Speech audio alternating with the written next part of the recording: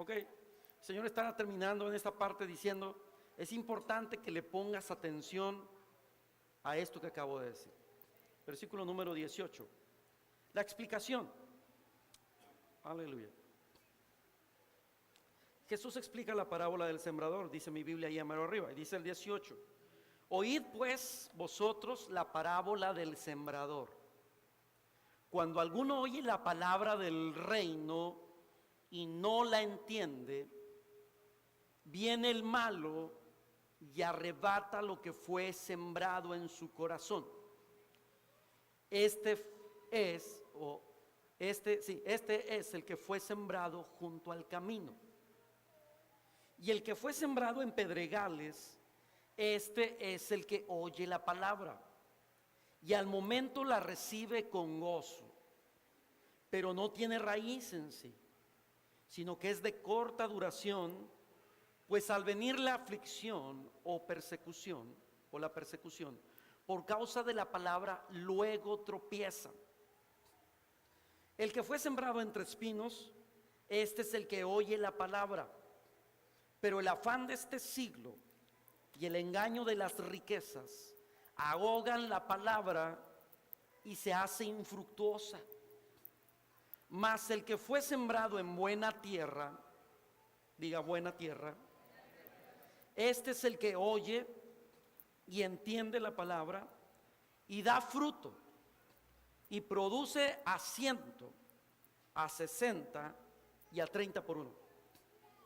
Ok, la palabra produce, la consulté en el griego, este versículo, y en el versículo 23 dice, este es el que oye y entiende la palabra y da fruto y sigue produciendo. Aquí se traduce para nosotros en nuestra versión y produce, como que ya dio fruto y produjo 30, 60 o 100. Pero en el griego dice, y da fruto y sigue produciendo.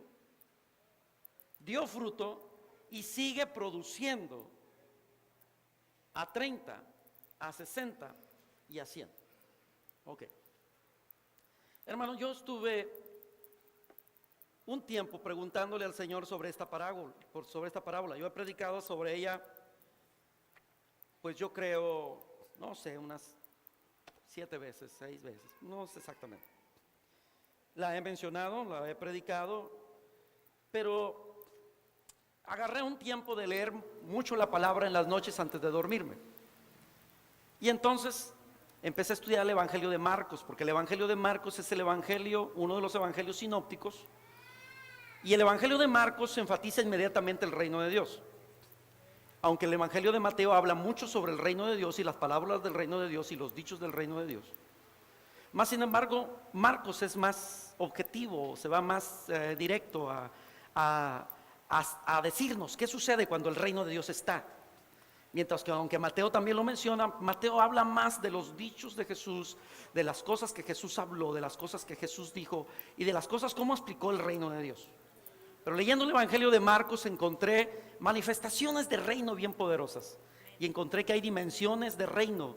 Encontré que hay dimensiones en las que hay que entrar. Hay una dimensión de poder, hay una dimensión de fe, hay una dimensión de gloria, hay una dimensión de adoración y alabanza que suelta lo profético. Hay dimensiones en que el pueblo de Dios debe de entrar para poder arrebatar aquellas cosas que Dios está queriendo soltar para que su pueblo pueda ser fuerte, pueda ser firme. Gloria a Dios, ¿me está siguiendo? Entonces, yéndome a la palabra, empecé a ver Marcos, que es uno de los que escribe al principio, antes que Mateo y antes que Lucas y mucho antes que Juan. Y otro de los escritos, 2 de los escritos que todavía apenas estoy checándolo, por ahí ya lo bajé, no lo he empezado a leer, más sin embargo es el Evangelio de Tomás, el Dídimo o el cuate, el gemelo, y el documento, un documento que encontraron, el documento Q. Se dice que de Tomás el Dídimo y del documento Q, del documento Q se escribió Marcos, Mateo, Lucas y Juan. Mas sin embargo fueron aprobados en el canon de las escrituras solamente estos que nosotros tenemos. Yo creo que sería bueno que usted los busque y los lea si tiene la oportunidad. Pero regresando un poco, cuando empecé a estudiar la palabra en Marcos y empecé a ver todo lo que sucedía, cómo se manifestaba el reino de Dios, cómo se podía soltar la fe, cómo podía la gente entrar en otra dimensión. El Evangelio de Marcos es muy específico. Cuando habla de Jesucristo, no hace la explicación completa de lo que sucedió en el tiempo de la tentación. Simplemente dice: durante 40 días fue tentado por el diablo. Durante este tiempo el Señor estuvo con las fieras y los ángeles vinieron y le servían. Inmediatamente después de eso, dice la palabra, empezó a predicar: el reino de los cielos ya llegó, se ha acercado, o ya llegó, que es la interpretación más correcta. El reino de Dios ya llegó, y por lo tanto arrepiéntanse y crean en las nuevas noticias que les traigo. Amén, gloria a Dios. Seguí leyendo. El Evangelio de Marcos menciona la parábola. Luego me fui a estudiar esta parábola en el Evangelio de Mateo. Y el Evangelio de Mateo es una de las más claras para ponerla en palabras.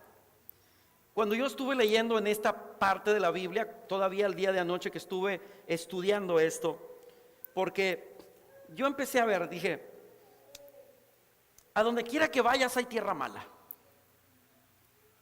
¿Sí o no? A donde quiera que vayas hay gente con idolatría. A donde quiera que vayas hay gente con opresiones. A donde quiera que vayas, hasta en la iglesia, hasta en nuestra casa, o a veces en nuestra propia vida. ¿No es cierto? A donde quiera que vayas vas a encontrar que ciertas partes de la vida que están totalmente conquistadas por Dios, pero hay varias que no están conquistadas por Dios. ¿Sí? Entonces encontré que si yo me voy a Reynosa, encuentro gente que parece igual.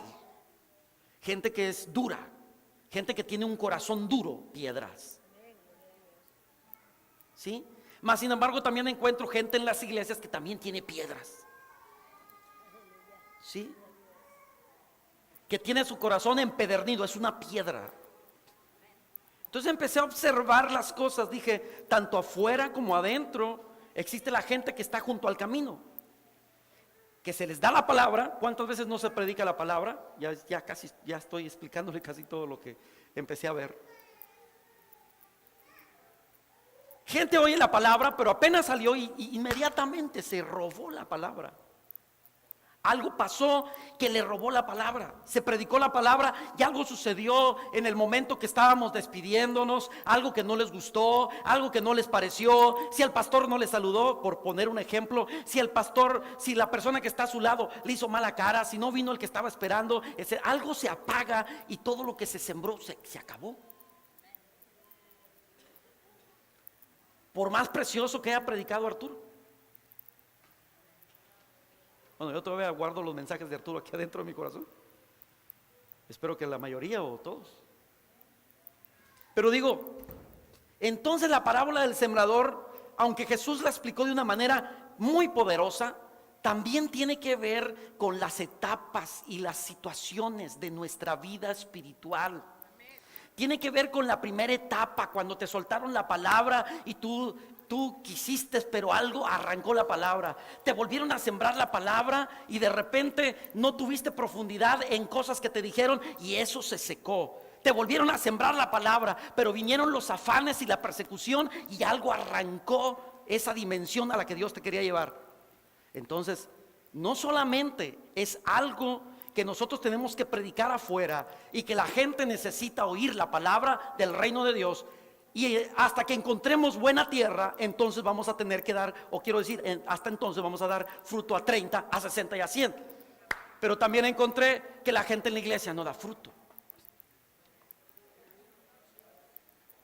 Entonces, no solamente tiene que ver con predicar la palabra y el reino de Dios afuera, tiene que ver con comprensión más profunda de esto que Jesús dijo.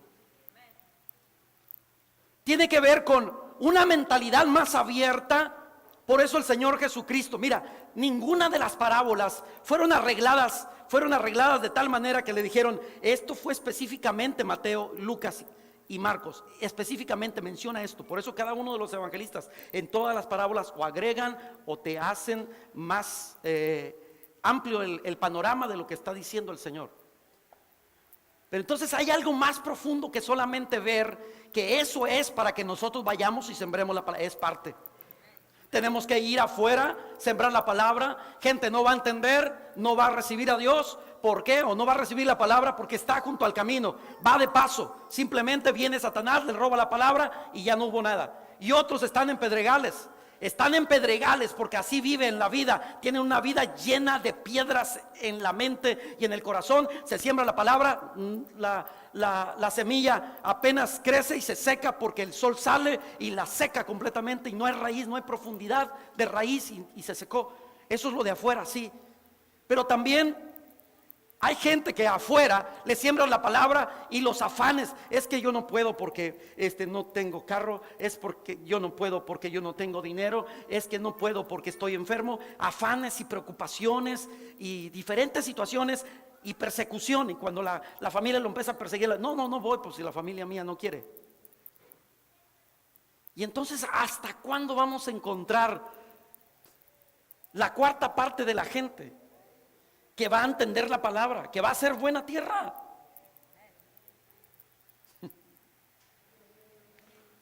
¿No se les hace que entonces vino nuevo, encontró una manera para encontrar gente de buena tierra?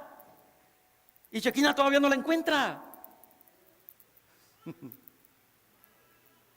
Entonces, ¿cuál iglesia? La del pastor Cho. Encontró cómo hacer. Encontró que Corea del Sur es buena tierra, pero México no es buena tierra. Entonces, Ciudad Victoria es buena tierra, porque en Ciudad Victoria hay varias iglesias muy grandes. Allí sí hay buena tierra, pero Río Bravo no es buena tierra. Escuche, nomás sígame. Yo entiendo lo que usted está diciendo. También creo que es buena tierra. Entonces, ¿cuál es el secreto que está escondido en la manifestación del reino de Dios? Porque cuando Jesús llegó, te aseguro, había mucha gente junto al camino, mas sin embargo, gente junto al camino se convirtió y siguió a Dios. El ciego Bartimeo, sentado junto al camino, Jesús iba pasando. Y cuando iba pasando, aquel estaba mendigando y pidiendo una limosna. Mas sin embargo se dio cuenta que era Jesús y gritó: Jesús, hijo de David, ten misericordia de mí. Y el Señor vino, lo tocó, lo restauró. Alguien sentado junto al camino también pudo recibir. ¿Qué hizo entonces que el que estaba sentado junto al camino fuera buena tierra? ¿O qué fue la situación, la condición, la situación que se dio en la atmósfera espiritual para que la gente que era junto al camino, que estaba en pedregales o que estaba entre espinos, pudiera transformarse de ser mala tierra en buena tierra? Oye, hermano, porque yo quiero encontrar buena tierra ya. ¿Me está siguiendo? ¿Cuántos de aquí quieren encontrar buena tierra? ¿Cuántos aquí quisieran que a todos, a todo mundo que usted le dé la palabra, gloria a Dios? Que recibió la palabra inmediatamente, ¿verdad? Y que empezó a glorificar a Dios y sirvió a Dios y se metió al encuentro y fue a la iglesia y empezó a crecer espiritualmente y ahora es un gigante espiritual. ¿No le darían la gloria a Dios por ver eso? ¿No quisiéramos ver eso, mis hermanos? Entonces el Señor me empezó a dirigir y empezó a decir: ¿cómo lo hice yo?